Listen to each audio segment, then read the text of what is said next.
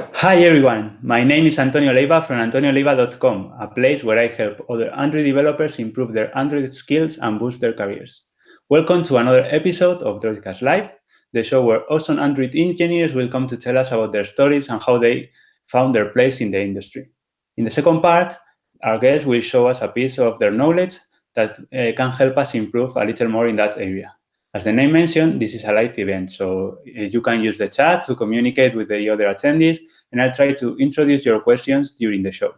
Today, we have Lara Martin with us. She's an Android developer working at Linklist there in Berlin. Lara has been doing a huge progress recently. She started writing blog posts, attending to events, and doing talks. And I really believe she's doing a great job, a great contribution to the Android community. Welcome to Droidcast, Lara. Thank you so much. Thanks for inviting me, Antonio. I'm really happy to have you here today. And as the audience may know already, we will start with a little interview to know a little more about your story and how you made it into the world, into the Android world, and then we'll have a talk that you will talking about Flutter today, right? Yes, So, yes. so that will be awesome because there's a lot of people asking me about Flutter every day, and I hope we can clear out some of their questions today. That's cool. So, can you tell us a little about your story? Where are you from? How was your childhood, and what led you to start in Android development? So I'm originally from Spain, as you, and I moved to Germany almost 7 years ago today. And I've been living in Berlin since then. My childhood, like it was just good, I would say. Like I had good parents, and they are hard workers, and but yeah, they wanted me to earn a good salary, right? And so all they wanted me to do is something that could um, assure me that I will not be worried about money in when I am an adult, right? Yeah. So they wanted me to be a lawyer or a doctor or something about finances. And so, well, I never wanted to be anything. Like I didn't have a dream of being an astronaut or anything. Just so what I did is just to study something I liked. And what I liked by then, when I was a teen, was biology, like nature, science. So that's what I learned, like what I studied in university. So that doesn't have anything to do with software development, right? Yeah, no, I'm Uh, curious how you went from yeah, biology to yes. computer science. So yeah, at some point I wanted to give up because it was something I liked, but I didn't see any future, and and it was a strange age of like not being sure of things or what you wanted to do in when like in the future or forever kind of. So at some point when I finished my degree, my partner and me moved to Germany, and well, here we were alone. So at some point, since he was a software developer, at some point I was asking questions like, what do you do in your daily job? How is it? I want to imagine how is your day To to day. understand, right? Yes, or if you are writing, I don't know, I want to just understand what you do, just to understand you better. And so he suggested me to do online courses to learn basic programming, just to try it out. And so I had fun and I liked that. So I kept doing online courses, just random things. Like in the beginning, I was doing Python and different kind of courses, and then at some point, I was thinking maybe I have to do something with programming, but also related to biology Mhm. because that's what I learned, right? So I signed for a master's degree in bioinformatics. which was cool. I was building things, but it was too focused on statistics and maths, and I didn't like that. So when I finished, I somehow learned about the quality assurance positions roles in tech. So I thought maybe I can do that. So that's how kind of I jumped Cool. into tech. Like I got a job as QA in a company in a mobile team. And I was working with iOS and Android developers. So I was learning about software development, the industry in general. And at the same time, I was continuously learning myself and going to meetups, and I started learning Android. And that's how I got into Android. Like, That's when we reach to Android, right? yes, yes. And how long have you been developing Android apps? Or I don't know if professionally it's been a long time or not, or on your own time. So I more or less studied for a year and a half, more or less. But doing Android professionally, it's been almost 2 years now. Oh, that's nice. Yeah. And you mentioned that you've been in Berlin almost 7 years or 7 years already. So Yes. you are perfectly settled there already, right? How's your life there as a, well, not, I was going to say as a foreigner, but after 7 years, probably it's not that much. No, I still feel foreigner sometimes when I have to speak in German, and as I'm Yeah, that's not true. fluent completely, but I do understand and I can speak it. Just I am not studying right now, so my words are, I'm losing a little bit of practice. I'm basically talking in English every day at work. But in general, yes, I am settled here. We are really happy. We have a nice apartment. We have our doggy. I have a good job.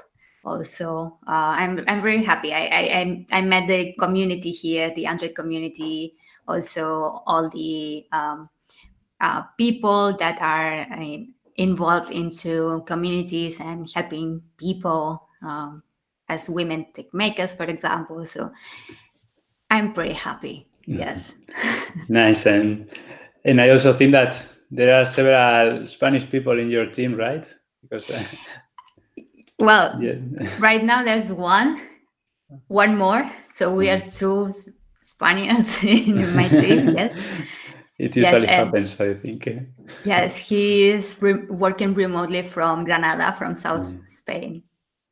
When he He's a found bit. out that I was going to talk to you, he told me, "Well, she's working with me, so Oh, happy that you are interviewing her."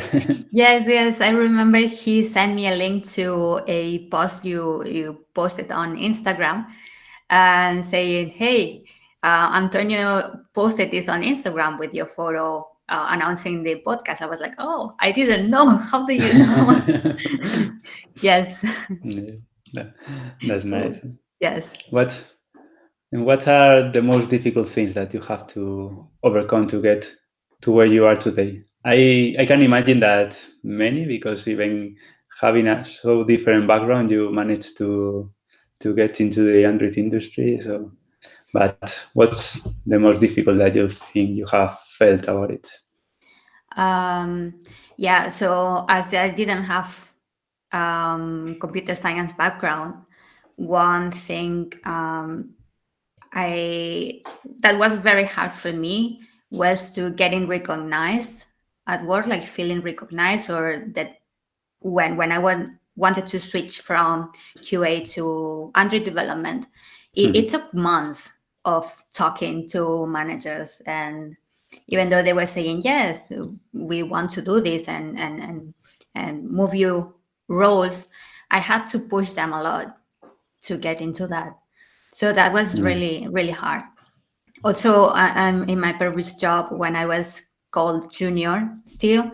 that was also very hard to being recognized as a professional developer and not as a junior, that was the main things I would say. But also, I think, like in general, working in a international place, something difficult is always to work with people with different backgrounds, different cultures, and just because we think differently, which is at the same time the awesomest thing ever, but also the most difficult one.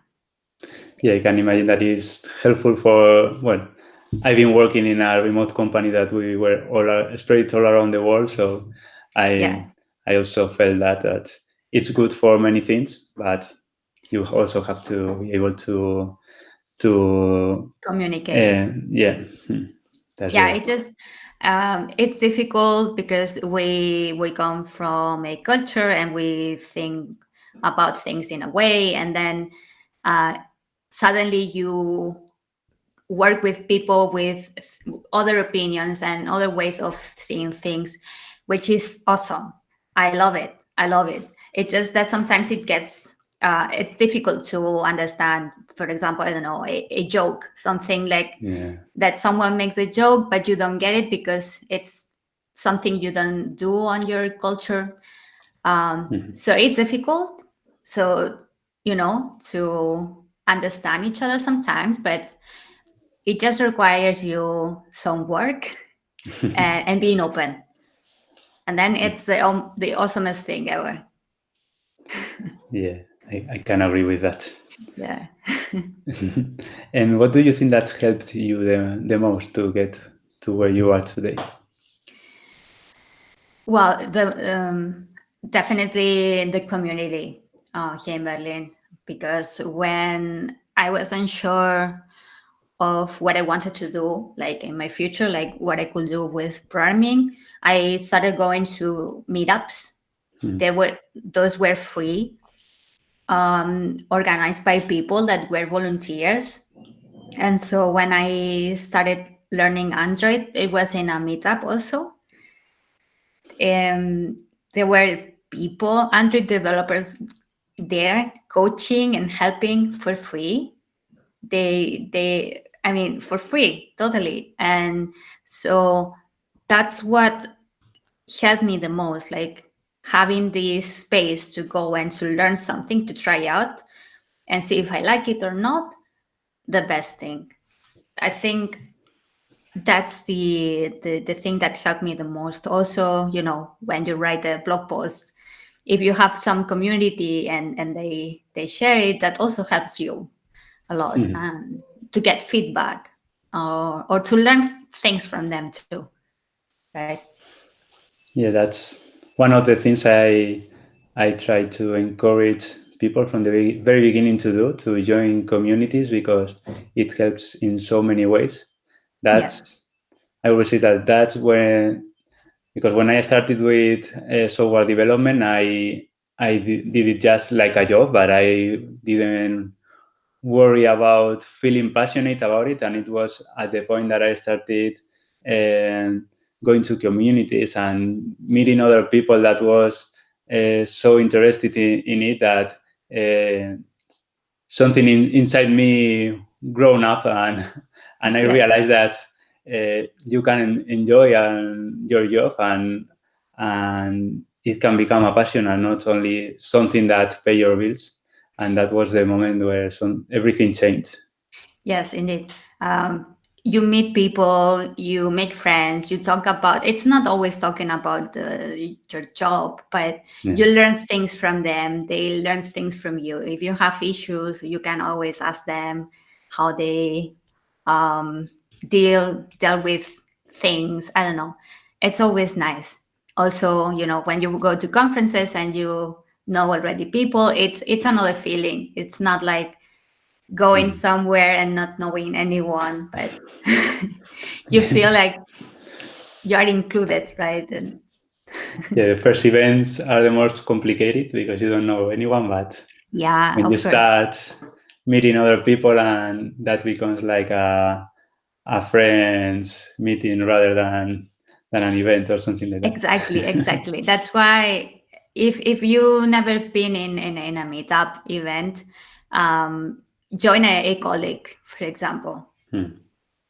When someone says, That's "Hey, I'm the going to this meetup. Do you want to join?" Say yes and go. yeah, that's the easiest way. I agree. Yes. And changing a little about the topic, I recently read your article about the need for juniors in our industry, and what did you detect that pushed you to write this article? What inspired you to write that? So this article is around what I've been learning myself when from starting my job as Android developer and growing into from junior, let's say, to professional. So when I first got my first job in tech as a QA, I didn't know anything about tech. So I remember my colleagues at some point were talking about it was difficult to find developers, Android developers, and they were saying, well, but we need seniors. And there was a colleague saying, what about juniors? Why don't we hire juniors? And everyone was like, no, we need a senior. We need someone that can work on the problems we have and can learn fast and blah blah. And so I was like, okay, why don't they want people from uni or that have just a little bit of experience, because everyone can learn, right? So for me that was shocking, like only seniors, okay.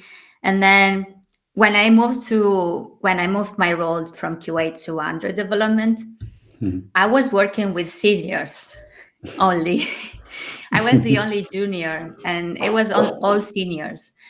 And when I changed companies, it was the same. I was the only junior there, only with seniors, working with seniors. So in this article, I shared the tips and things I've been learning that I realized that helped me during my transition from junior. So yeah, I would say that what pushed me to write this is like, hey, everyone seems to be afraid of having juniors, but in reality, all seniors have been juniors before, right? So how can you help those juniors to grow? Also to show that, hey, it's not that bad having juniors. The expectations are similar to seniors. It's just that we have different responsibilities, right? So it's just a way of saying, hey, it's okay. You can hire juniors. This is a way I showed you the way I've been learning myself, and tips and things I found very useful. So hopefully someone can take those tips and help someone. Yeah, because it's true, at least it's something that I found in Spain pretty often, that there are a lot of Android developers with no experience that have some hard time to find a job. But then when you become senior, there are more opportunities than seniors. So it's like, why don't we teach these juniors to become seniors, and that way we'll have more positions to cover, and more the people that are starting have more opportunities, and companies don't have so many problems to find more people with more experience. Yeah, here it's the same. Here in Germany, you barely find any open positions for juniors. It's mainly for seniors or mid-level, more or less, but not for juniors. It's strange to find one. Yeah, it's difficult. Yeah.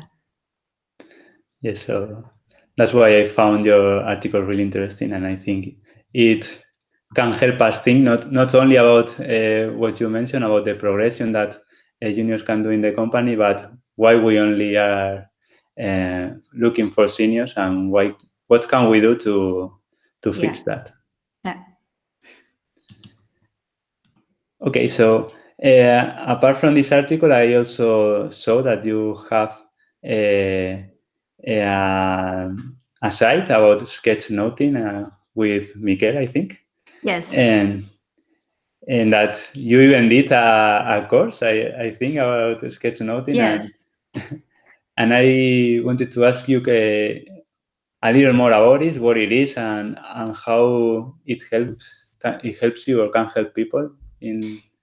Yes. So sketchnoting is a way of writing notes, but in a visual way.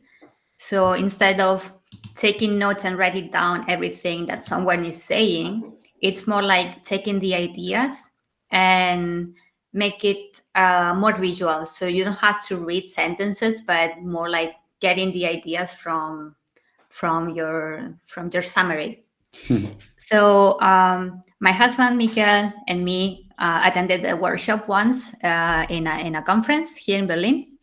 This workshop was given by Chiyuki-chan, and it was about sketchnoting to start. And so we went, we liked it, and we just started in the same conference. And we kept doing it it's been a year and a half or so. And we still do sketchnoting in meetups and conferences. And sometimes also from talks we watch online. And so in order to collect all those sketch notes somewhere, we created a website, on sketchnoting.dev, where we post them all up there. Basically, it's just like all our sketch notes from different kind of talks and different conferences and events. So everything is up there, and we can always go and check. The goal of sketchnoting for me is to write down the ideas of the talk. So when you go to a conference and you're attending talks, it's difficult to be focused for an hour, right? Yeah. Or 50 minutes, let's say. And you get a lot of ideas, and maybe those ideas are fresh in your mind for a couple of days, but you probably forget in a week Yeah. or before. It happens to me. So it's a way for me to have a reminder of what I've seen. So in the future I can go back and just, instead of watching the talk again, I can just read the notes. But also it helps me a lot focusing, because when I'm doing anything, if I'm listening, it can happen that my mind goes away, Yeah. flies, That's true. or something that's they say in a talk reminds me of something, and my mind goes. Or you share something on Twitter and keep taking a look at Twitter instead of paying attention to the. Exactly. Yes, That it happens, yeah. happens also. Like if I take a picture of the talk and I'm tweeting, and then I keep scrolling Twitter, and like, what are you doing? Or just I get lost of what they are saying because I was tweeting. So this helps me to be focused and be Nice. focused on the talk, because to get the ideas you need to be focused to understand what they are talking about, and follow the story, what they are explaining. And so it helps me to be focused, and also as a reminder, it's a reminder for me in the future, basically. That's great. I should try it, but every time I see it, I think I will probably will have to do this like 10 times to look like this. So in the end, Yeah, I but get a bit. it's just practice. If you go to our website, and you will see the first sketch notes we did, and you will see the progression, like from the first one until now, and I'm sure in a year will be different. Everything will be Okay. different.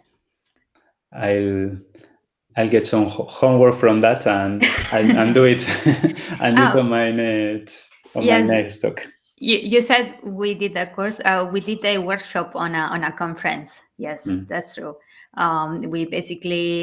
We were explaining how you can get started, how to do it, how to get the ideas, and how can you represent them basically. Um, we did it once in a conference. I hope we can do it again in another conference. That's cool. It was very fun to do. Okay, I promise I'll try it Okay. sometime. And apart from this, that is like in the edge of techie and not techie hobbies, to call it in a way. Do you have time for other non-tech related hobbies, or at least not so software related? Um, so yes, I used to have more time before. Now we have a doggy, which is 4 months old. So she's getting all our free time, basically, like getting out for business, That's nice. feeding, playing just a little bit. And well, that takes a lot of time. That's true. But other hobbies, um, I also liked a lot video games. That's basically my main hobby, I would say. Although I haven't Okay. been playing a lot lately because of our dog Yeah. Lily, but it's been my first hobby. That's nice. Awesome. And when you think about your long-term future, how do you see? Do you think you'll continue in software development for the rest of your career? Well, probably I guess because how the world changes today is difficult to to guess. But Yeah, how do you feel yourself about your future? so that's a good question, a really tough one.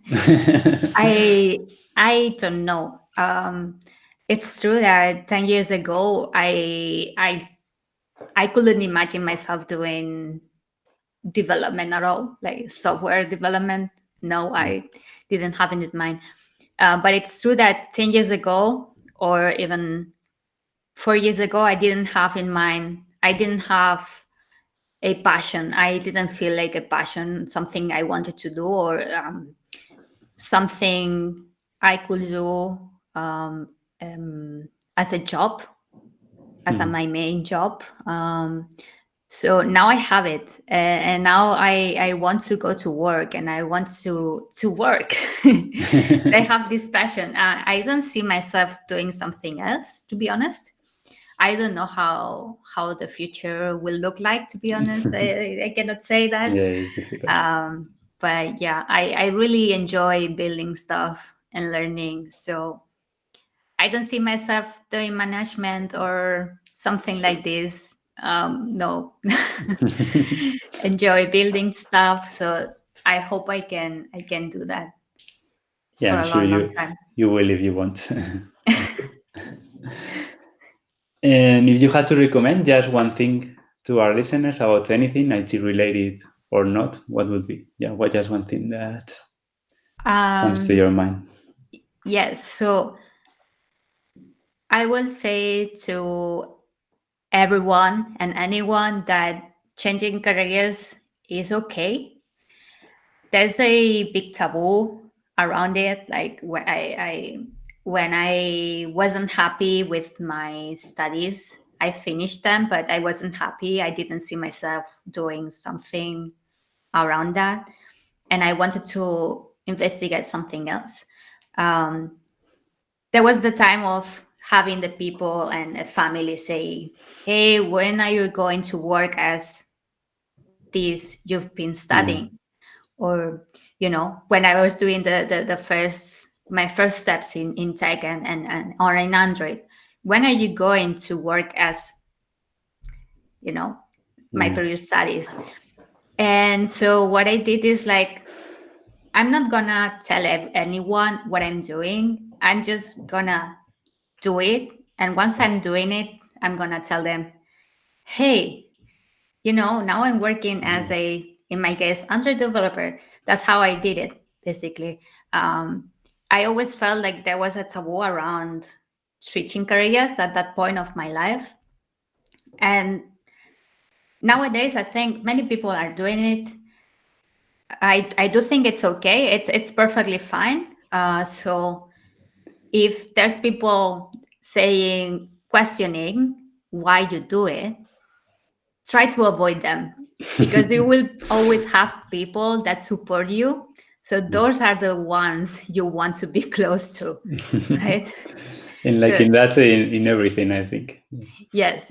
So it's okay to change careers. Yeah, my impression with that is that people are still with the mindset of the previous century, but nowadays we have to reinvent ourselves every few years, even if it's in the same career or in a different career, and we are going to have to do that to survive. So Yes. yeah, it's I still something. have my grandpa asking me when I'm going to work as a biologist. And I'm like, Grandpa, I have a job. Not as a biologist. As a biologist, I will not have a job. Yeah, that's Yeah. but yeah, that's I think that's the mindset with everything that in the previous century we had a job for our entire life, and nowadays things has changed a lot. And, Yes, we have to adapt. That's true. Yeah. It's not that easy as it was before, or it mm. seemed to be before. So yes, we have to adapt. Yeah. Okay, thank you for this first part of the interview, and now we go to the second part where you will give us a talk about Flutter in this case. So Yes. when you want to start, we are all Okay. looking forward to it. Okay. I'm gonna share my screen. You tell me if well, first I'm gonna share my slides, okay? Okay. And if I do it right,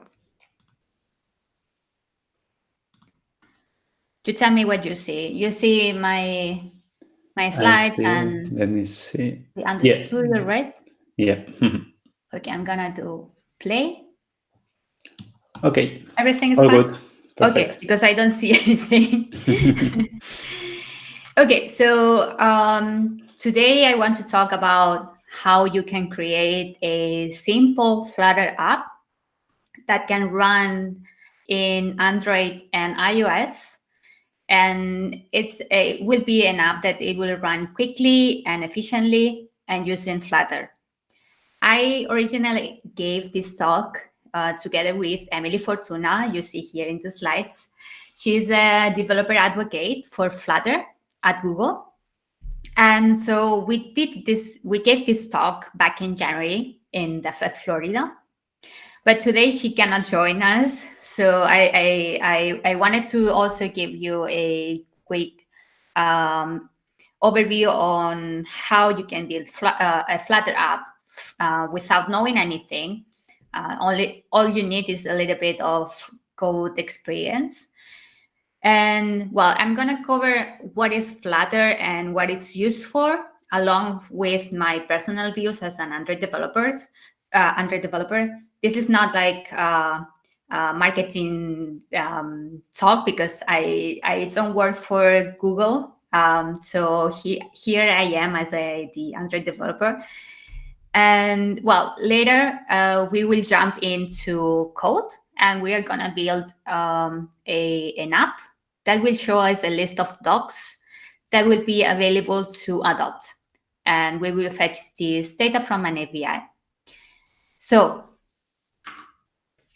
what is Flutter? Flutter is a mobile SDK for building iOS and Android apps with a single code base. So here you can see there are 4 different apps that have been written with Flutter. And you see that they are pretty different, which gives you an idea of how customizable Flutter is. And basically you can build anything you want. Oops. Yeah. So when everyone hears about cross-platform gets skeptical, me also. And because the first thing we think of is that we are going to deal with performance issues, or that it's going to be a slow development process or learning process. And in reality, Flutter compiles to native code. So Flutter has native performance. Also, as I will show later, Flutter is very easy to understand, and it's very easy to get started and to go. And there are three main areas where Flutter is focused. One is the developer experience. The main thing they bring you that brings you a good experience is a feature called stateful hot reload that we are going to see later. But basically, the idea of this feature is that you are going to be able to see changes running almost instantly on your device. And every Android developer is always amazed by this. Also, they have a really nice UI toolkit. They give you a lot of tools to create anything you can imagine. And then the third thing is that you can deploy native iOS and Android apps. Flutter compiles to native code. So it compiles down to ARM instructions. So it's going to be really fast. So Flutter gives you components to create your apps that makes it look native Android and native iOS. So basically, you are going to be creating apps that look like an Android app on an Android phone or an iOS app on an iPhone. But you are not going to code any native code. You are going to use Flutter. So this is an example of how the different behaviors look like in an iPhone and an Android phone. You can see that the fonts are different. The scrolling animation is different. For example, on Android, we have this blue overlay when displayed when you are reaching the end of the list. On iOS, you get this bouncing effect. Then also the transitions are different. You see that when you open a second screen on iOS, it's opened from right to left, and on Android is opened from bottom to top, and so on. So the cool thing is that you don't have to code anything of this because it comes out of the box, because those behaviors are coded already within the Flutter SDK. So basically, you are going to code your app once, and if you run it on an Android phone, it's going to look as an Android app. And if you run it on an iPhone, it's going to look as an iOS app.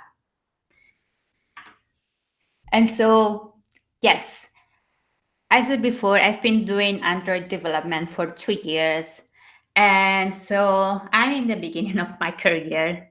So how come am I here talking about Flutter? Why am I learning Flutter? So everything started as you will learn any other framework. I saw the announcement from Google at Google I/O, and I thought, this is cool. And so I wanted to try it out. And since it was coming from Google, I said, okay, I'm going to try it out one day. So the first thing I did once was just download the SDK and try like a simple app, simple thing, which was changing the background color of an application, something really, really small. And I remember I hit run and I look at the emulator, and by the moment just to turn around to see the emulator, the change was there already. And so that was like amazing. That was unbelievable. And well, I have to say that never happened to Android with Android. So that was like, whoa. And so that kept me, doing, and because I wanted to see more, because I was seeing the changes being applied almost instantly. So the speed of deployment is what caught my eyes at the first time. Because with Flutter, I didn't have these long waiting times that I used to have with native Android, because of the changes were getting applied almost instantly. And so this was motivating me to learn more. I didn't have those breaks to go to the kitchen, or so I was learning and learning and learning. And when I have to say that when I started learning Android, I was learning Java programming language. It was 2016, yes. So, and when I started my first job as Android developer, Google announced the support of Kotlin. So I slowly had to start learning Kotlin too, which was difficult, no? Learning Java and Kotlin together. And since I knew that Flutter was written in another language, I thought it would be very hard for me to add another language on top. But it turned out to be the opposite. That the language in which Flutter is written is very easy to understand and very straightforward. And if you're an Android developer that comes from the Java world, that will be very easy to understand for you, as it was for me with just 2 years of experience. And you will see this later when we code it. As also I started playing around with widgets, I realized that the Flutter SDK had already lots of widgets built in for things that don't exist on Android framework. And so that means that if it doesn't exist on Android framework, you have to build them yourself by hand. So for example, let's say you want to display an image in a circle, but the API is sending you a squared image. On Android, there's nothing out of the box to do that, as far as I know. So in this case, you will need to create a custom view, which is a view that extends from an image view, and then you will apply some borders. So then you will use your custom view in your layout, and then you will set the image that comes from this API. On Flutter, in comparison, this is as straightforward as using one widget called Circle Avatar, where you only have to pass your URL, and this will display your image in a circle. Simple as that. And you will see that there are many things that come out of the box already with Flutter, because they have recreated material design components and iOS design components. Many things don't come with Android nor with the support libraries, and you have to build them yourself. And when it comes to architecture, on Flutter, there are no activities, fragments, or view controllers. You don't have to define your layouts in another language or place them in another folder. In Flutter, a screen is a widget, just like an individual UI component. So when you want to create a screen, just start with a new widget. This can be confusing for veteran Android developers, which like to have a fragment as a screen controller and then a layout that they can edit in a visual way. The difference here, though, is that when you are used to the Flutter way of developing, you don't need visual editors anymore, because any code change will be displayed almost instantly on your device, very quickly. And when on architecture, if you're used to using certain app architecture, you will find that architectures available for Flutter, like Block or Redux, have lots of similarities to MVP or MVVM. that probably you have used before on Android. But of course, you can still use MVP and MVVM.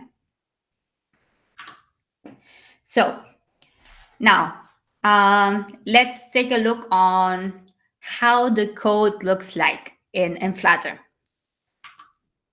So here we have a very simple Flutter app. We have a button in the center. So in Flutter code, you will be using one widget called raise button that will create a raise button, basically. Easy. So with raise button, you are going to create a button. If you notice, we have some text within our button.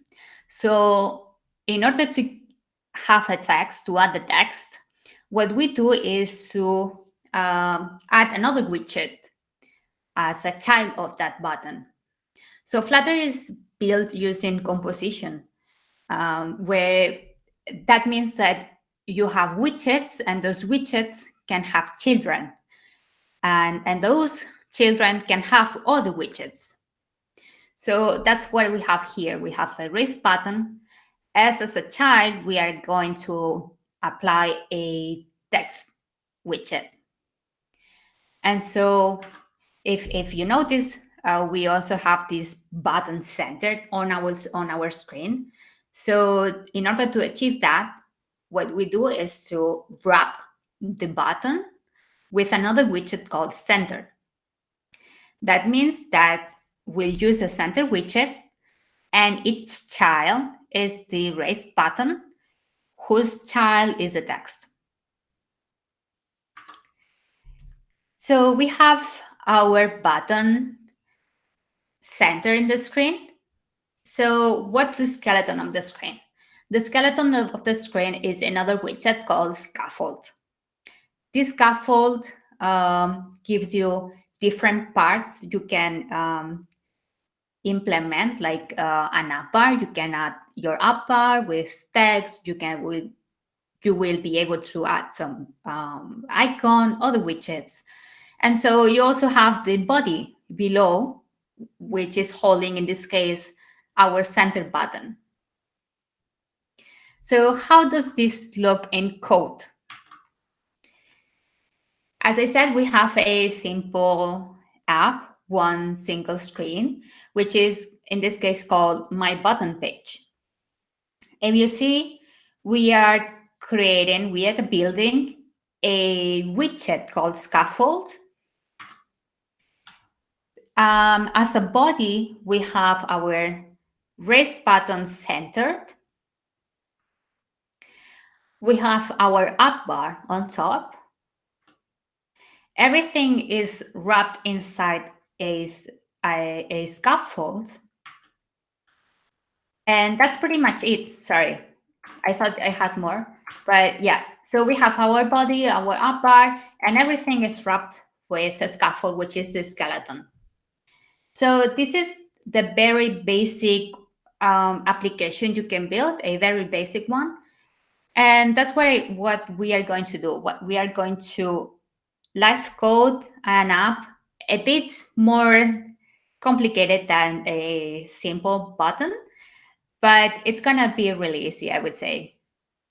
Okay, so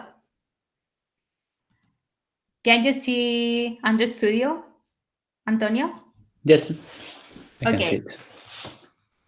So, as I said, we are going to build a simple app, and the goal is to show a list of dogs we potentially can adopt. And so it's going to be very simple in order to show you various things, like how to get data from the API, do an HTTP request, and how to display images, a list, web view. So yes. Yes, so this is our project today. We have in the lib package our main.dart, which is holding the main application. And then we have another file where we are going to define the second screen. And then we also have some, the models, the data model, basically. So first, let's take a look to main.dart. So the main function is the entry point of our application.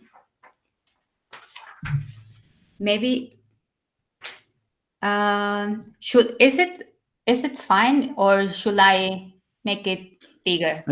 I think it's okay. Yeah. Okay. Okay. If something doesn't look okay, you tell me. Yeah, no problem. Okay. All So looks good. okay. So the main method, the main function is the entry point, where we basically are going to start creating our app. So the first thing we are going to do in this case is to fetch the data, because before we run the app, our app, we want to get some data. So I'm going to quickly show you how we do that, and then we're going to continue with the application. So if you see, we have list of dogs. We want to get a list of dogs. So we are going to fetch some dogs from somewhere. How do we do that? So as you can see, we have on data.dart, we have a class called adoptable doggos. And in here, we have a bunch of stuff that we will be using later, because we will have some functionality to favorite the dog. But now we are interested in fetching data. So here you can see that this is what what this function is going to return us. This is the return type. In this case, is a future of list of doggo. Okay, this is the model, this is the list. We are expecting a list, and then this is a future. So the first thing is like, what is this future thing? So future is an object that represents a delayed computation, meaning that something is gonna take some time to run. Yeah. And so that's basically it. We say, okay, this function is gonna take some time. So we mark it with the keyword async, because it's gonna be asynchronous. And then we start doing our HTTP request. We want to fetch the response. So for that, we use a package called HTTP. And we basically just say http.get to get some data. We pass a URL. In this case, you see that I'm passing just a URL I'm using from Adopt-a-Pet. And I'm giving a location and I'm saying I'm only interested in getting dogs. That's it. We are here only to see how this works. So basically, I'm making the HTTP request. So from this response, I have to decode it. And then with this JSON, we are going to map it to our model. But this is a regular HTTP request. And before we continue, I will show you just a little bit the model, how this works, because I didn't have to code anything related to deserializing, or you will see. So the HTTP request, pretty straightforward. And now let's take a look quickly to our model. So you get the idea of what we have.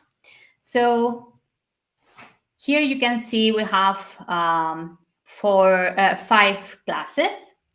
Those are pretty similar in between. So I'm going to show you first the first one, the response.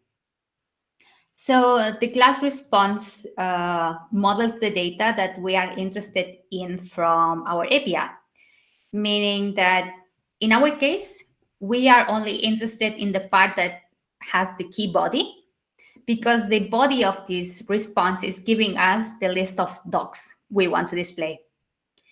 And so you see that we have a regular constructor here, but also we have some kind of constructor here, which is it's special, let's say, because this is not it's not a regular constructor, but because it's basically a function. This is returning you a value. Yeah. And this is what we are going to use to basically deserialize our data. If you see, here on top, we have an annotation, JSON serializable. This comes from a package called JSON annotation. So why? Because we don't want to create a deserializer. We are going to use just a package for that. In this case, it's a group of 3 packages. It's a JSON annotation, JSON serializable, and then there's a build runner. It generates the code for you. I will show you now. So, okay, something is gonna create some code for us, which is cool always. So how are we going to use this then?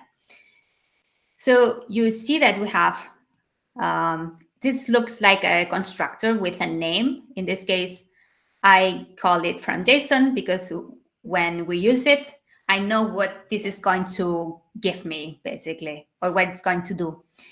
And then we give the data, and this is going to return us a value.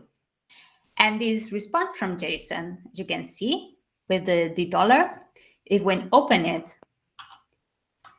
this is the model.g.dart, which is the file that is generated by this package.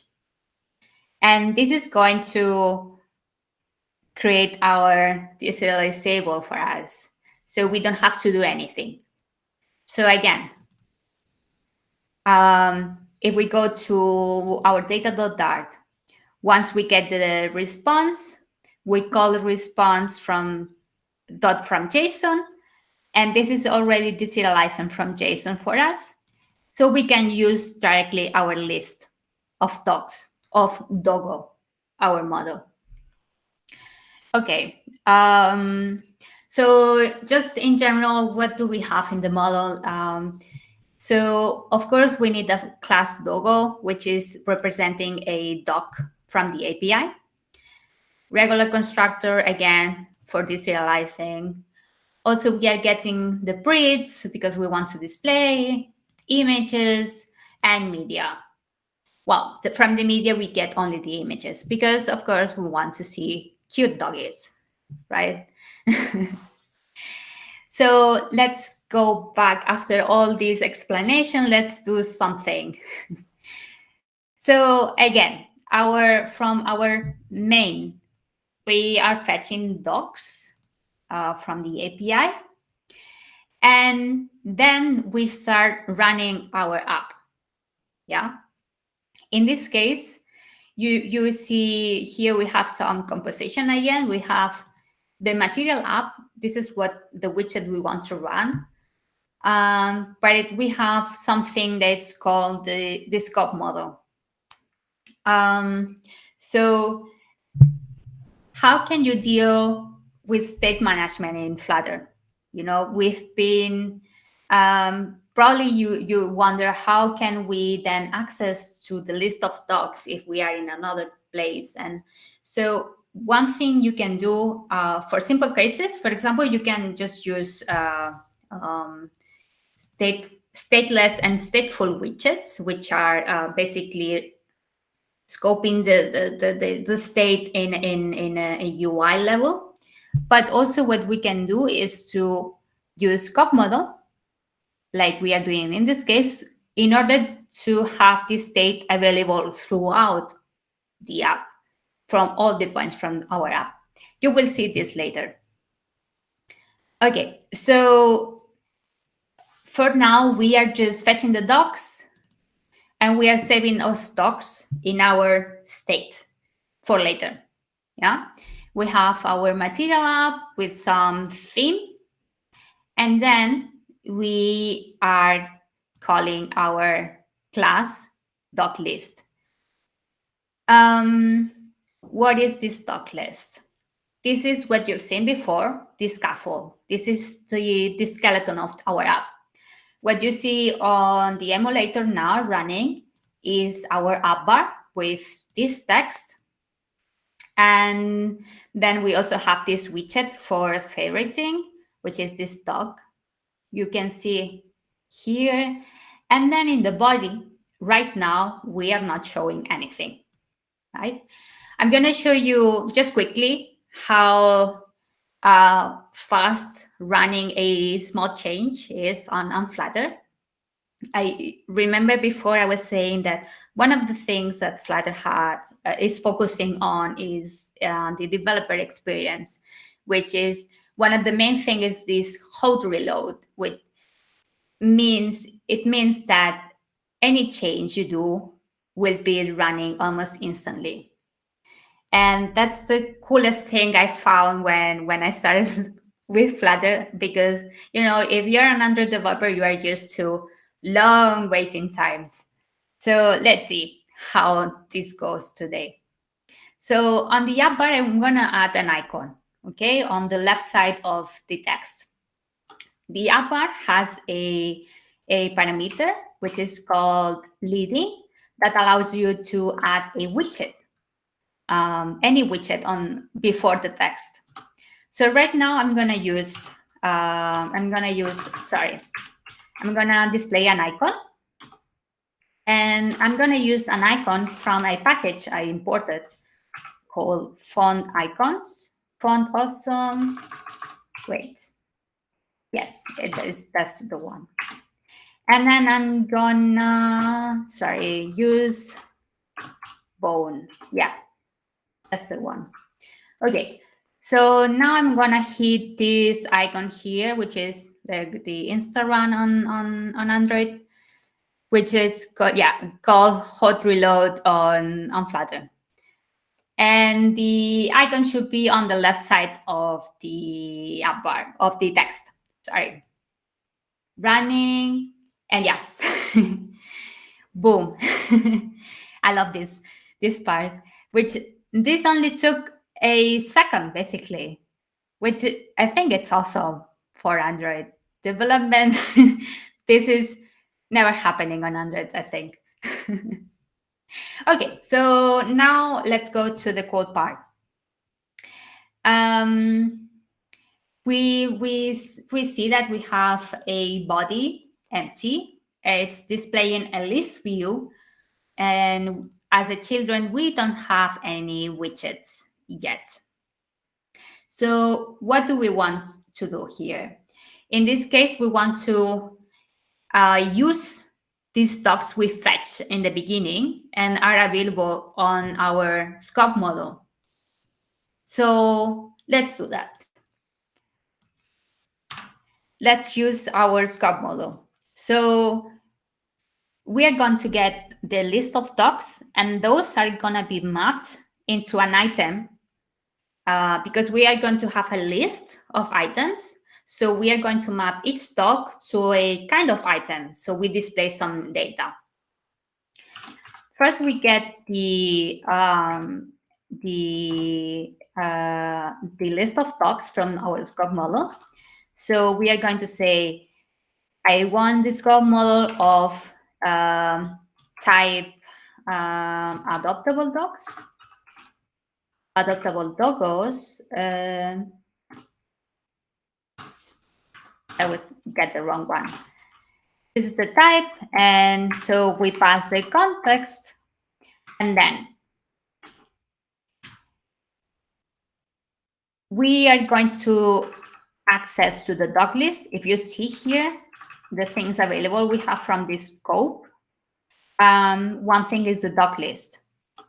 This is, I didn't show everything, but because I think this is straightforward on our state, we save the list of dogs and we are accessing already our list of dogs.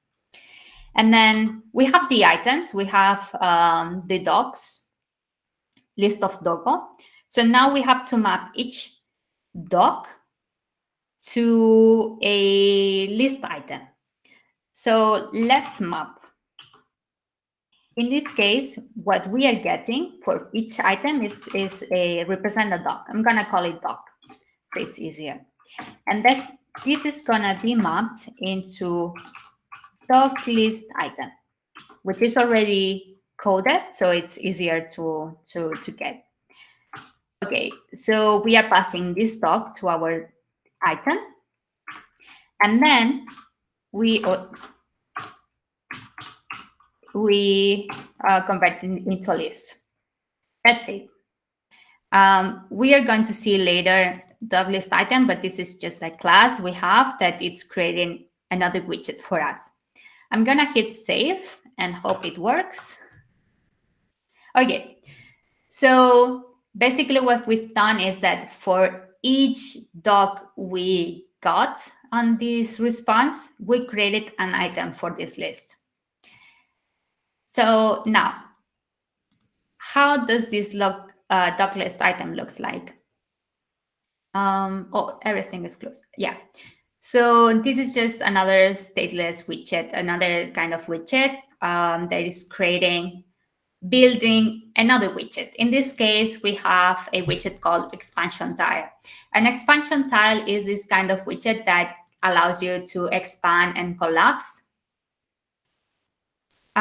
This is one of those things that are, I think, still difficult on Android. I don't know if there's a way to do that like out of the box, but I saw this on Flutter. I was like, oh yes, awesome. It gives you already implementation, which is awesome. As you can see, we have a title with the dog name and the breeds. We have an icon, leading icon from this package again. And then as children, the children in this case are the items that are hidden that when it's collapsed, so that you are going to see when it's expanded. So in this case, you see that we have in this case, we have a row. We want to create a row with things, and we are displaying only this dog description widget. This dog description widget is just a regular column with a text with the age, another text with the gender, and then a button that says learn more. Simple. Now, before we continue with the button and the, so I would like to see some picture. So I'm gonna use this class dog image we have here, and quickly we are going to see how easy and fast it's going to be just to display an image. So we have a row on our expansion tile in the part that is expanding. We have a row that gives us already the place to put an image, placed. We have the description, so we can do something like adding an image for the dog. We have already available, and just right before the description, I'm gonna hit hold reload and hope it works again. Okay, it worked. Pretty simple. Looks like simple, but it's even more simple when we look at our dog image class, because in here you see that we have an image which it has rounded corners. Like, how can you do that in Android? So on Flutter is just really easy to just load an image from network. For that, for example, we can use a widget called fade in image memory dot memory network, which gives you this fade in transition when it's loading from the API. If, let's see again, do you see this transition? This is just given to you by this widget, and it's awesome. This is awesome. Then we wanted to have rounded corners so it's more nice. The picture is more cute. We just use a widget called clip round. I'm not sure if it's round. Yeah, clip rounded rectangular. So this is basically cutting the borders in a circular. Then anything, it just wrap in another container, and then we add some padding. So we have some padding around it. That's it, pretty much it. And really simple to load an image from an API. So yeah, now we have a really nice kind of UI, more or less, enough for developers, I guess. And so imagine we want to adopt Fiona because we like her. We would like to learn more details, but of course we don't have time today to code details, a details page. So what I'm gonna do today is to open a second screen and load a web view. So how can we navigate to a second screen? So let's go to the button implementation, which is here. This is the method button open web view. This is basically saying what it's going to do. And right now we are not doing anything, but what we want to do is to open a second screen. So to open a second screen, we are going to use something called Navigator.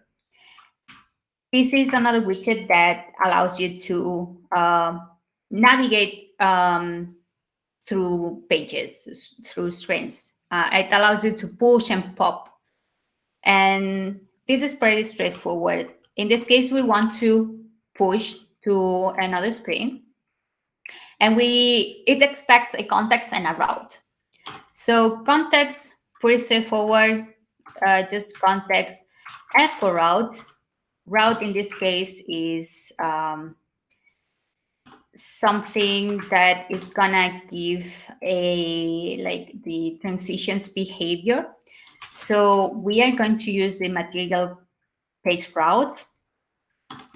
And well, this needs a bunch of stuff also. This what we are going to do in this case is just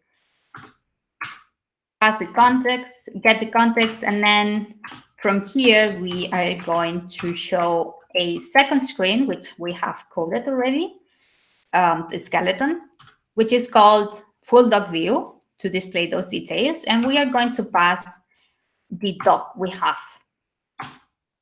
Okay. This is closed. Yeah. So basically, to open a second screen, we are using the navigator. We are going to push. We give the type of route, and then we say where. And we pass some data to the other screen. Straightforward. I'm going to hit run. And okay. You see, we are opening a second screen. And in this case, we are in an Android phone. So we have this kind of from top to bottom, from bottom to top transition. Okay, so now let's look at the full doc view. This is just another screen. You've seen, again, the same. We have a scaffold with a nav bar and some text, blah, blah. So the idea of this screen is to display details of that doc. So easy, we are going to do the same. We are going to use the body of the scaffold to say what we want to display. And in this case, we are going to use another widget that Flutter gives you, which is the web view. To use the web view, though, you have to import the package. But it's just a simple way of importing. We have a place where we define which dependencies we have in this pathspec YAML. And we define different kind of things. You've seen that we used already this font awesome package, the HTTP. So we are now just using the web view. So yeah, why do we use web view? When do we use web view? Well, now we are using web view because we want to code something fast and to display things, right? And I'm not gonna re-implement the details page just for this demo. I'm gonna do it simple. Also, to show you that it's really easy to use web views on Flutter too.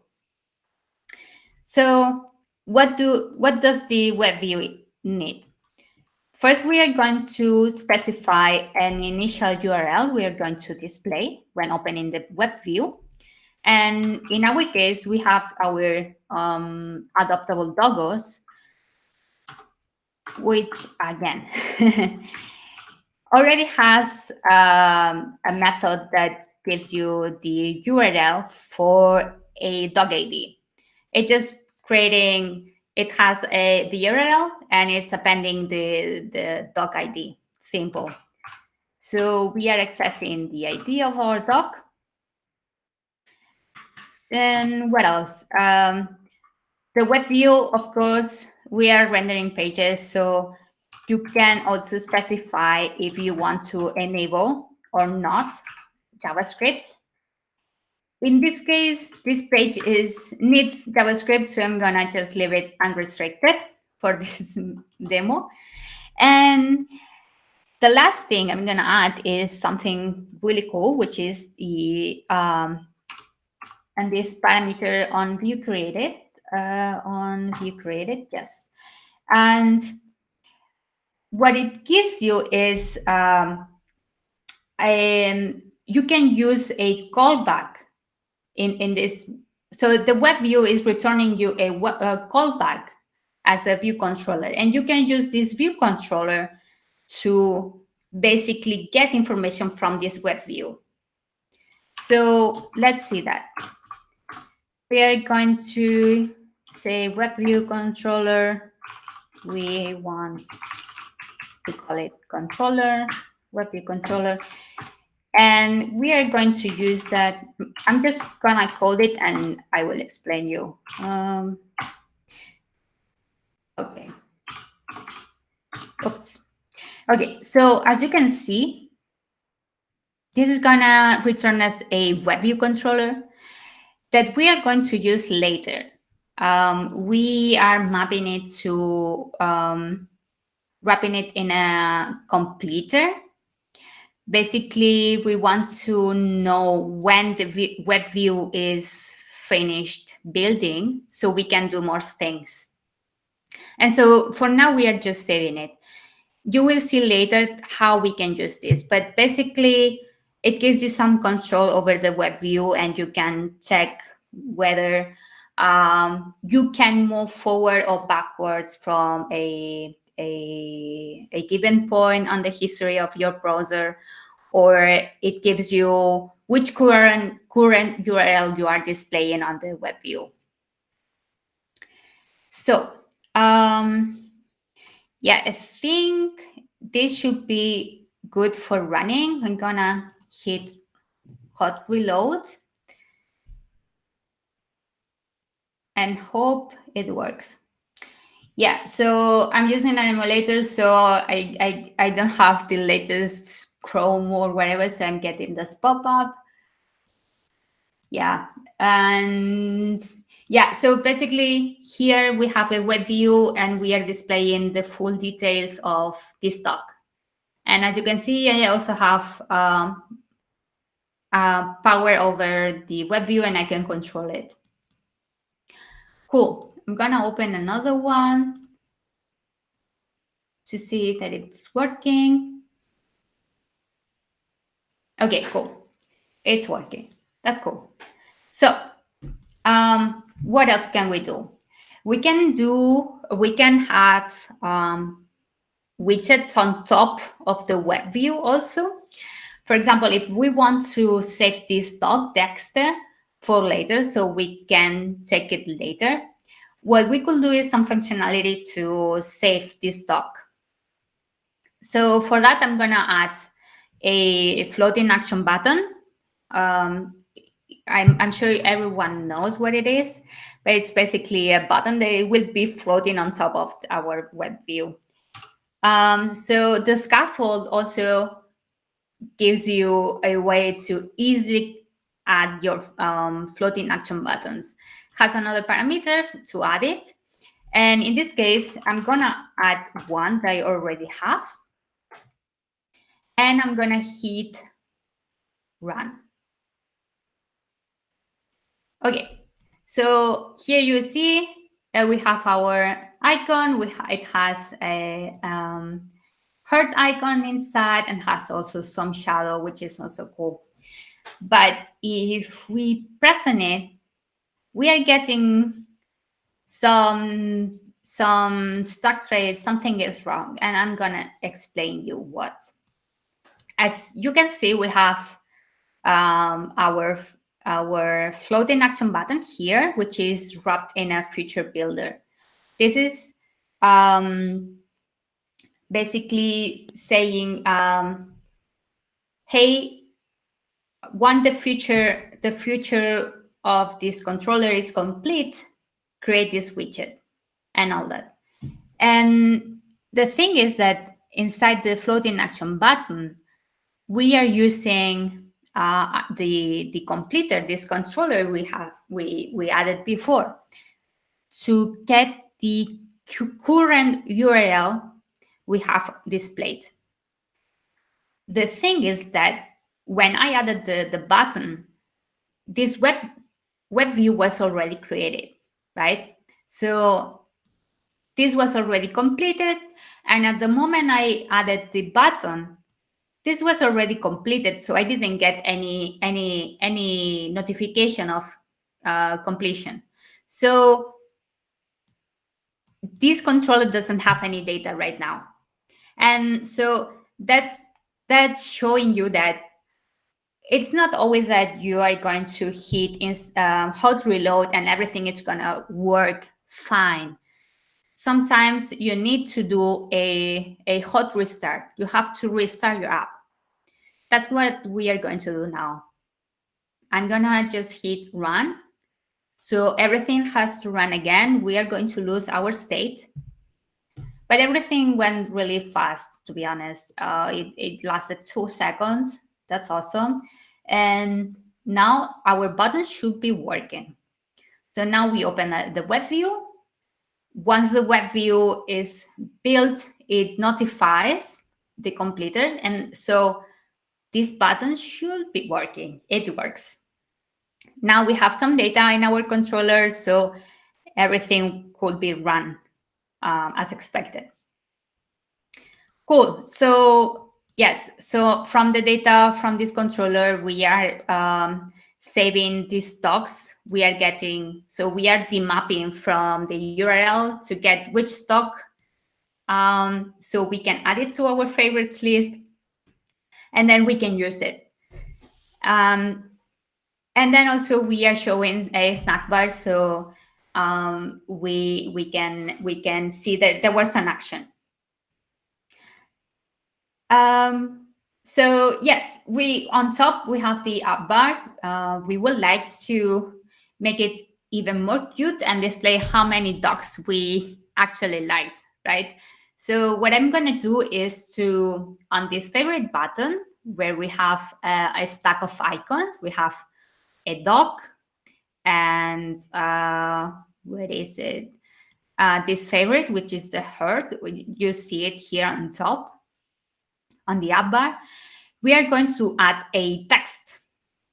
We are going to display how many dogs we like.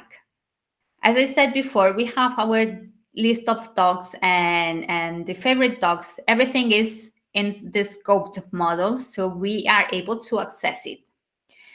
That's what I'm going to do now. I'm going to access the list of favorite dogs so we can display a number. So again, we are going to, oops, I'm always, yes. So scope model of, I'm going to do context. I'm going to say it has to be type of adoptable doggos. Then I'm going to access the favorites. And then I'm going to check just the length of the list and then convert it to a string. Simple. Click save. I'm not sure if you can see it, but there's a tiny, tiny, tiny one here on top. Yeah. So yes, since this is part of the scope model, whenever the favorite list of dogs changes, we want to this number reflect that, right? So if I hit say favorite to this doggy now, I don't see a change. That's because we need to rebuild this widget. So in order to rebuild this widget, only this widget, what we can do is to, on the scope model, use a parameter called rebuild on change, and we say true. Simple as that. Hit hot reload. So now we see the true. Go back. I'm gonna pick another one. Learn more. I'm gonna favorite. And yes, we see the 3. So this is another way of manage your state. You sometimes need to say, hey, I need to rebuild this widget whenever the data changes. There are many ways of doing this. I'm just showing on today some things on Flutter that you can use. So yes, just to finalize, as you can see, we have, I already have some implementation on this button here. That's what you can see here down. This is just, again, the same, how to navigate to another screen. In this case, I'm using push and remove until, because we want to push to another screen, but also we want to remove all the screens we have on this stack, except the last one. And the reason is that if we are now looking at Axel, if we go to our favorites and I want to see, for example, the first one, Dexter, I want to go back to another screen where I see Dexter. I don't want to see the previous one. That's basically it. And so, yeah, the third screen, it's just the favorites page. You can see here, it's pretty straightforward. It's just a list of items. And in this case, we have list style. I can open it. It's easier, which has only the image of the dog and the name of the dog. And then each item will navigate you to the full dog view, the details view of that dog. So we've seen many, many things from how to create a very simple screen in the beginning, like from a button. And here with our project, we were fetching data from an API, displaying the list of dogs. And then we opened the second screen using a web view to load the dog details from a website. And then also we implemented the favorites button to say dogs we liked. And we displayed also the number of favorited dogs on the app bar. That was opening a third screen. So I'm going to switch to the slides. Sorry.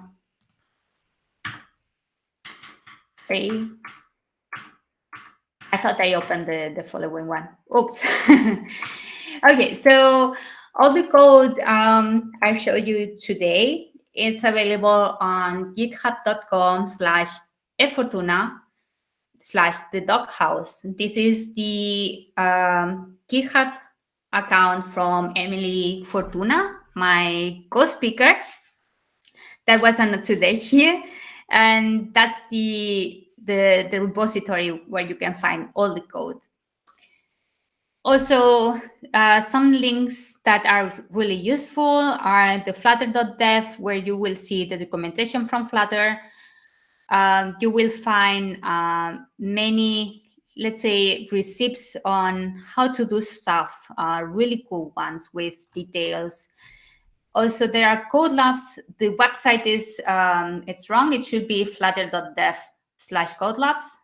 There's no flutter.io anymore. So again, flutter.dev.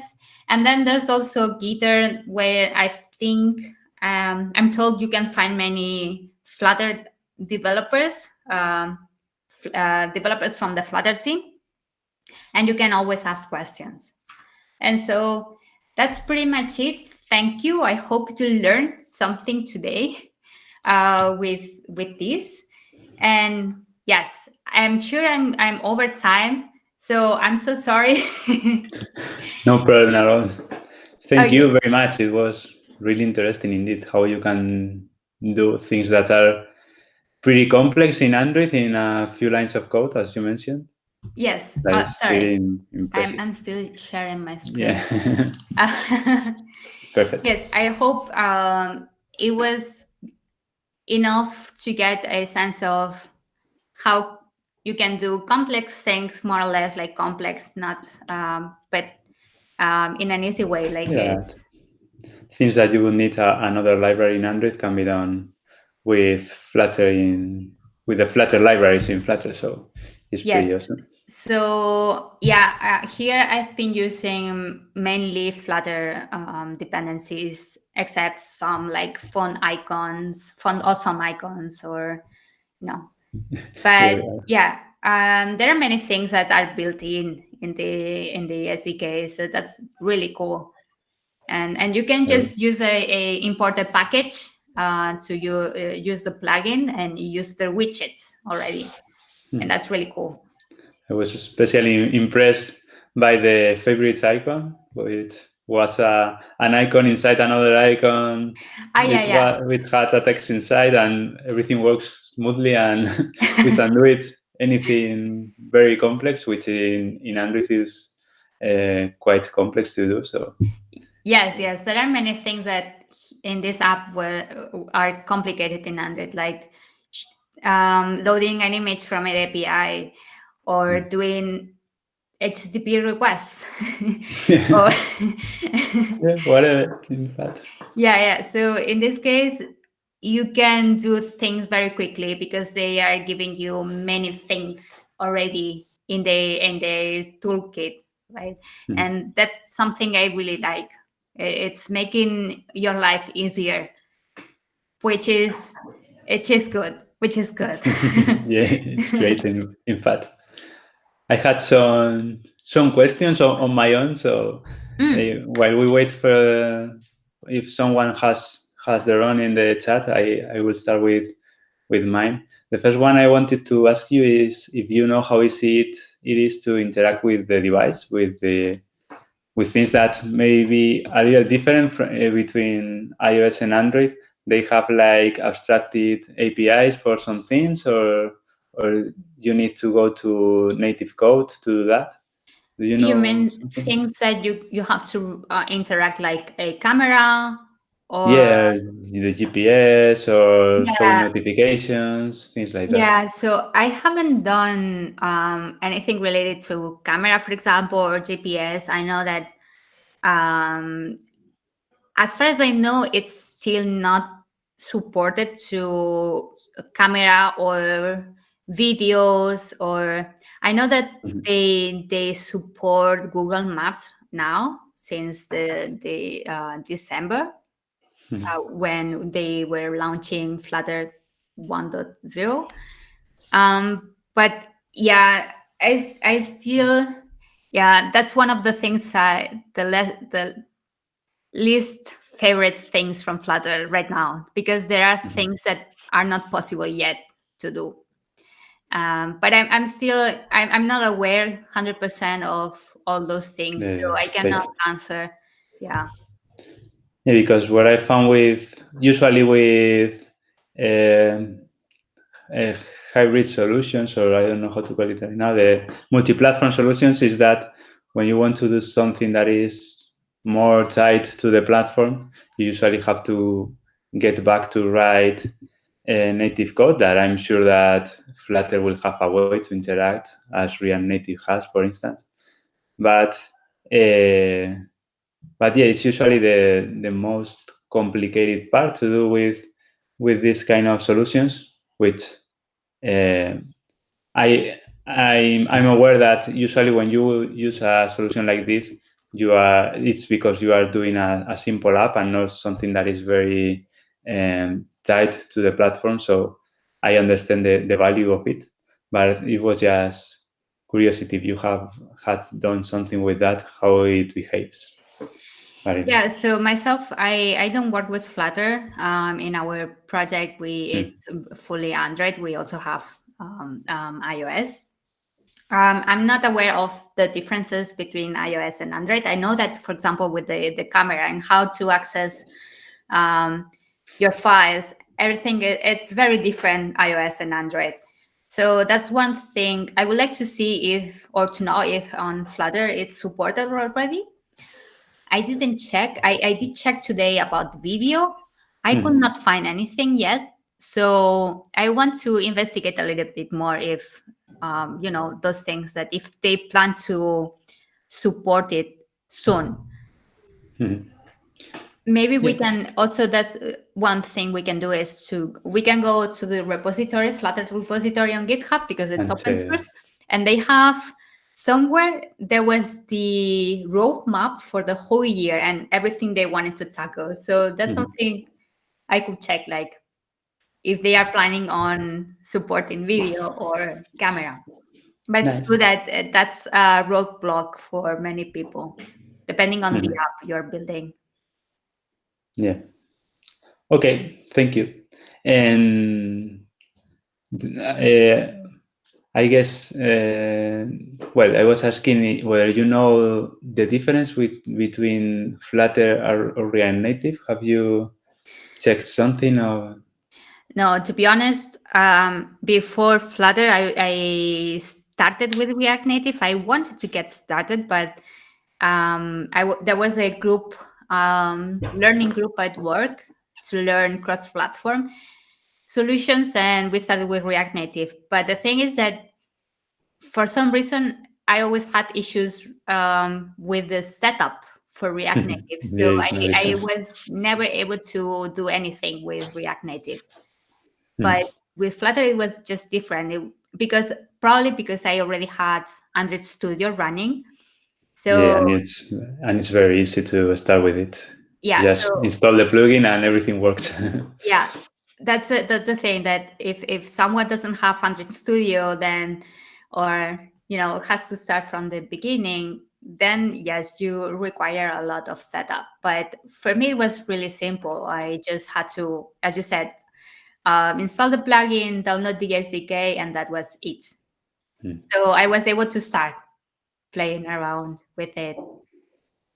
So One thing, I haven't tried it, so I cannot give you my opinion or no problem. One thing I read that I not if it's fully true because I just read an article quickly is that the difference is one of the differences is that React Native really creates native widgets, while Flutter what it does is to draw everything on a canvas.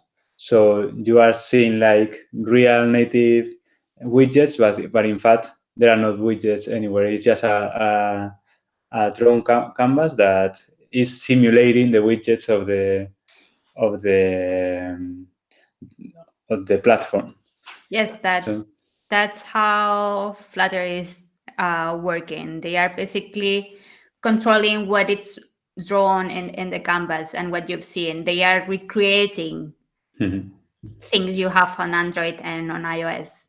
So my feeling is that it's probably way more um, efficient Flutter than React Native, because if they are just drawing on a canvas, there's nothing simpler than that. So, but I don't know, honestly. That is. In the end, they are using the native code below. So basically, we can call it, for us, it's like um, a layer or nice layer that it's makes it easier for us to create things. And at the end, they are also running in two different platforms. It's giving us both things. Yeah. That's the cool part. One thing I have to say though is that when I wanted to learn React Native and I got on the beginning, it was very difficult to get the idea and how to create the components and stuff. For me, Flutter was easier to understand, probably because the language reminds me a little bit of to Java. It's like in between Java and Kotlin. It's the mix, and it was very easy to understand. You have one thing, a component, the widget, and then you point another one and another one, and you have a really nice thing. Yeah, the idea Really is really simple. easy, and things that seem that are not going to work, they magically work. Like what we mentioned about the icon, that you put Yeah, that's the a thing. text inside an icon and it works. That's the thing. Easy because you get a lot of things built in. It's easy to do things. Also, it runs really fast. Uh, so it's like you don't have to wait, kind of. Yeah. So you don't have also those times of to go to the kitchen or the bathroom breaks. Nothing. It's like all the time coding, which Yeah, is also much more productive indeed. Because we know we use those times to check Twitter too, and we yeah, forget about what we were of doing before. course. During Android development in the morning, checking email, but once you already checked everything on Jira, or you go to Twitter Yeah. sometimes. And how do you feel about the future of Flutter? Should we all start learning it or not? What do you? Yeah, the question. That's the question we always get, Yeah, I right? got asked this almost every day. Yeah, is Android going to die? I got So, that also. why should we learn Kotlin if Android is dying? Yeah, I mean, Android is gonna stay there for many time. We don't know how it's going to be in the future. We know this new OS from Google called Fuchsia that is going to be running Flutter apps natively. As far as I know, Android apps are going to be supported, but it's one of those things that we don't know. I Yeah. cannot predict the future. It's true that Flutter is giving you another way of creating things, creating apps, that it's going to feed to many companies and many people, and it's easy to learn. I think it's something also really as a for juniors, people that are starting. This is really easy to get started and started coding and understanding. Um, we cannot say that from Android, for example. Yeah. The learning curve is The interesting. learning curve is really, yeah. So that's something I know that it has some future, but I don't know how it's going to be that future. How, Yeah, it's is this going to impossible to replace predict. Android? I don't Who know. knows? Who knows? The truth is that it's easy to learn, so we can jump into it quickly. It's also fun to learn. It's another way of thinking and building stuff. So yeah, I, maybe the future is Flutter. Who knows? who knows? I just miss Kotlin being supported instead of that, or instead of Dart, but that's a personal preference, I guess. Yeah. The truth is, from with Dart, I also was afraid of Dart because I was learning Java and suddenly Kotlin, and then Flutter is written in Dart. Well, how can Yeah. can I do that? And there are many things that reminds you to Kotlin and to Java. And the cool thing though is that Dart is written by Google. There's a team dedicated to writing Dart and making Dart nicer. Mhm. So they are working hard on making it even nicer now that we have Kotlin. Yeah. And yeah, because that's one of those questions. No, what about Kotlin? Everyone loves Kotlin. Yeah. Well, in the end, it's another language. There are many languages out there, and this is another one. And they are building cool features, and then they want to make it nicer and attractive. So maybe someday it's gonna be More Kotlin like. Sorry. there's gonna be a tight fight between Dart and Kotlin. Yeah.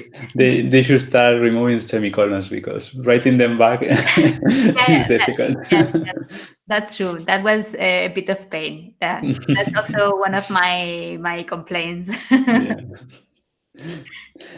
Okay, and I had a question from Nate Evil, but I'm convinced that you have answered most of it already because he asked, "What's your favorite and least favorite thing about Flutter?" I know that your favorite one is the hot reloads. Yeah, yeah. That was the thing that made me like, oh, I cannot believe it. With Android, any tiny change on a color of Mm. something will take a minute to run. I don't know, but Even with the not so instant run. no, instant run never worked for me. I don't know how it's now. I A don't. little better, but it's still far slower than Flutter. I always had issues, so the only thing I know is that they wanted to build something like n- move away from instant run and rebuild it. So Mm. it's supposed to be working better soonish, if not now. I'm a bit away of the loop, but yeah, I want to see that. Yeah, yeah. Yeah, we'll need to see it to believe it. So Yeah. my favorite things on Flutter, yeah, the whole reload was the main thing, but also how easy it was to learn, like start with it and coding. Mhm. Like the idea is very simple and they give you already many things to create. So it was really easy to start with. And then from the least favorite things, as I mentioned, there are things that are not supported yet. Like the camera, for example, I think it wasn't supported. I'm not sure, to be honest. The video rendering, probably not either. But I know they are working on those and they want to have them as soon as possible. Mhm. But yeah, Nice. Awesome. So this was my last question. So I okay, think we can finish here because we don't have any other questions from the chat. okay. So thank you very much, Lara, for being here today and open the doors of Flutter. So I'm sure that we all want we want to start at least taking a look at it and trying that hot reload and see it in person.